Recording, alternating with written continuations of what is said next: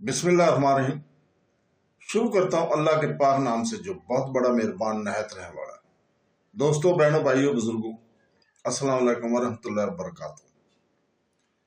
ہمارے اس سلسلہ وار پروگرام غزوات النبی صلی اللہ علیہ وسلم کے غزوات، اس میں غزوہ بدر، اس کی 7 نمبر قسط جو ہے اس کو آج ہم شروع کر رہے ہیں اور اس میں ہم آپ کو خوش آمدید کہتے ہیں۔ تو دوستو، میں وہیں سے شروع کر رہا ہوں جہاں کل ہم نے روکا تھا۔ اس معاہدے کو لکھنے اور اس پر مہر لگانے کے بجائے فریقین نے ہاتھوں کے ذریعے بیعت کرنے کو مطلق اعتماد کا ذریعہ سمجھا۔ وہ شدت ایمانی اور سرشستی وفاداری کی خوب کی وجہ سے اس عمل کو تحریر معاہدہ کی پختہ کرنے سے زیادہ بہتر سمجھتے تھے۔ پس رسول پاک صلی اللہ علیہ وسلم نے اپنا ہاتھ مبارک بڑھا کر یک بعد دیگرے ان کی بیعت لی۔ اس طرح یہ معاہدہ نافذ العمل خیال کیا گیا۔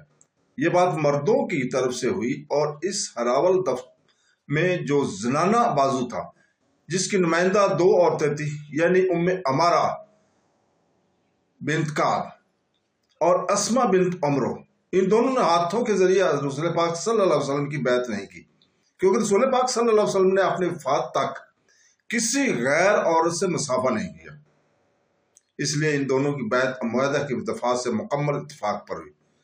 جب سب سے مصافحہ کے ذریعے بیعت کے عام اصول مکمل ہو گئے تو رسول پاک صلی اللہ علیہ وسلم نے مبالبین سے اپیل کی کہ وہ اپنے زمہ میں سے 12 زعیم انتخاب کریں تاکہ وہ اس معاہدے کی دفعات کی تنقید کے لیے اپنی قوم کے نقیب، کفیل اور ذمہ دار ہوں۔ آپ نے فرمایا، اپنے میں سے 12 نقیب میری طرف بھیجو تاکہ وہ اپنی قوم کے معاہدہ کی ذمہ دار ہوں۔ بس اسی وقت ان کا انتخاب مکمل ہو گیا۔ انہوں نے ان کو رسول پاک صلی اللہ علیہ وسلم کی خدمت میں پیش کر دیا تو آپ نے ان سے ذمہ دار لیڈروں کی طرح عہد لیا۔ آپ نے فرمایا، تم اپنی قوم کے معاہدے کے کفیل ہو، جیسے حواریوں نے عیسیٰ بن مریم کی کفالت کی تھی، اور میں اپنی قوم کا کفیل ہوں، یعنی مسلمانوں کا۔ انہوں نے کہا، بہت اچھا۔ جب یہ عسکری معاہدہ نہایت سکون اور ترتیب سے مکمل ہو گیا اور ابھی لوگ اس معاہدے کی پختگی سے فارغ نہیں ہوئے تھے کہ مشرکین مکہ کے شیطان میں سے ایک شیطان نے، جو خبر رسانی کے لیے کام کر رہا تھا، اس معاہدہ کو زہر کر دیا۔ یہ جاسوس حضرت نبی کریم صلی اللہ علیہ وسلم کے حرکات کی نگرانی کرتے تھے تاکہ جماع قریش کو آپ کی دعوت کی سرگرمیوں کے متعلق اطلاعات فراہم کریں۔ خصوصاً حج کے اجتماع میں ان قبائل عرب کے درمیان آپ کی سرگرمیاں بڑھ جاتی تھی، جن کے لیڈروں کے ساتھ آپ کا رابطہ ہوتا تھا۔ آپ انہیں اور ان کی قوم کو اسلام کی طرف دعوت دیا کرتے تھے۔ جب اس جاسوس کو پتہ چلا کہ ان سارے حضرت نبی کریم صلی اللہ علیہ وسلم کے پاس جمع ہیں تو یہ اس قدر دیر سے پہنچا کہ اس کے لیے ممکن نہیں تھا کہ خفیہ طور پر اس اجتماع کی خبر جماع قریش کو پہنچائے تاکہ وہ اجتماع کرنے والوں کے پاس گلے میں اچانک پہنچ جائے۔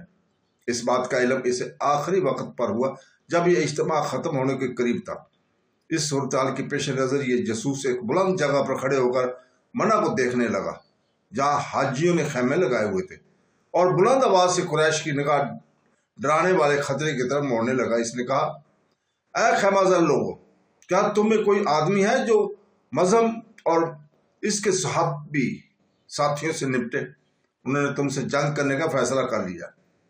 جب انصار نے جاسوس کی آواز سنی کہ وہ قریش کو عقبہ میں ہونے والے اجتماع کی خبر دے رہا ہے تو ایک انصاری لیڈر عباس بن عبادہ بن نزلہ نے، جو 12 نقیبوں میں سے ایک تھا، رسول پاک صلی اللہ علیہ وسلم کے خدا مخاطب کر کہتے ہوئے کہا، اس وقت اجتماع قریب الاختتام تھا، اس ذات کی قسم جس نے آپ کو حق کے ساتھ محمود فرمایا، اگر آپ پسند فرمائے تو کل ہم اپنی تلواروں کے ساتھ اہل منع پر حملہ کر دیں گے۔ مگر حضرت محمد صلی اللہ علیہ وسلم نے حملے کی اس خیال سے اتفاق نہ کیا اور بہادر انصاری لیڈر سے فرمایا، ہمیں اس کا حکم نہیں دیا گیا۔ پھر رسول پاک صلی اللہ علیہ وسلم نے یثرب کے مبارک ہراول کو اپنی قیام گاہوں میں واپس جانے کی اجازت دے دی۔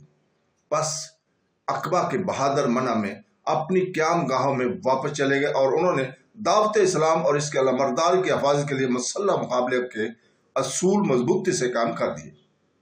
اس طرح انہوں نے اسلام اور بت پرستی کی کشمکش کے دھارے کی تبدیلی کی تاریخ کی پہلی فصل تحریر کی۔ جس شب یہ عظیم واقعہ اور بیعت عقبہ ہوا، اس کی صبح کو اور جاسوس کی بیعت کی خبر دینے کے بعد مکہ کے زعما اور لیڈروں کا ایک بہت بڑا وفد منع میں اہل یثرب کے خیموں میں حضرت محمد صلی اللہ علیہ وسلم اور اہل یثرب کے درمیان ہونے والے عسکری معاہدہ پر شدید احتجاج کرنے کے لیے آیا۔ انہوں نے اپنے اس اجتہاد میں کہا، اے گروہ خزرج، ہمیں معلوم ہوا کہ تم ہمارے ساتھی یعنی حضرت محمد صلی اللہ علیہ وسلم کے پاس آئے ہو کہ اسے ہمارے درمیان سے نکال کر لے جاؤ، اور تم نے ہمارے ساتھ جنگ کرنے پر اس کی بیعت کی ہے۔ خدا کی قسم، اگر ہمارے اور ان کے درمیان جنگ چھڑ گئی تو عرب کے تمام قبائل میں سے کوئی قبیلہ ہمارے نزدیک تم سے زیادہ برا نہ ہوگا۔ اور ابھی تک خزرج کی مشرکین کو بھی اس معاہدے کے متعلق کچھ معلوم نہ تھا جو ان کی قوم کے مسلم گروہ اور حضرت محمد صلی اللہ علیہ وسلم کے درمیان ہوا تھا، کیونکہ وہ شب کی تاریکی میں بڑی رازداری سے ہوا تھا۔ یہ صدر بھی مشرکین قریش کے سامنے قسمیں کھانے لگے کہ اس قسم کی کوئی بات طے ہوئی ہی نہیں، یہاں تک کہ خزرج کے سردار عبداللہ بن ابی بن سلول نے قریش کو ثابت کر دیا کہ ایسی کوئی بات نہیں ہوئی۔ اس نے کہا کہ خدا کی قسم، یہ ایک بہت بڑی بات ہے، میری قوم میرے علم کے بغیر اس قسم کا کوئی کام نہیں کر سکتی۔ جن لوگوں نے عقبہ کا معاہدہ کیا تھا وہ بھی اس وقت اپنی قوم کے مجلس میں موجود تھے، جس وقت مکہ کے زعما نے یثرب کے زعما کو اپنا احتجاج پیش کیا، اور وہ خاموشی سے ایک دوسرے کی طرف دیکھ رہے تھے، اور ان میں سے کسی نے بھی نفی اور اثبات میں بات نہیں کی، خصوصاً اس وقت جب انہوں نے دیکھا کہ قریش کے زعما یثرب کے زعما کے تصدیق کے طرف میل ہیں جو بت پرستی میں ان کے شریک تھے۔ جب زعما مکہ نے اپنے پیش کردہ احتجاج کا جواب خزرج کے لیڈروں سے سنا تو وہ اپنے گھروں کو لوٹ آئے، اور وہ بیعت کی خبر کے متعلق قریباً اس کے یقین پر قائم تھے کہ وہ مبالغہ کی قسم کی بات ہے، مگر اس کے باوجود ان کے دلوں میں شک کا کھٹکا لگا رہا، اور وہ گہری نظر سے خبر کی تحقیق کرنے لگے۔ بس انہیں معلوم ہو گیا کہ بیعت عملاً مکمل ہو چکی ہے۔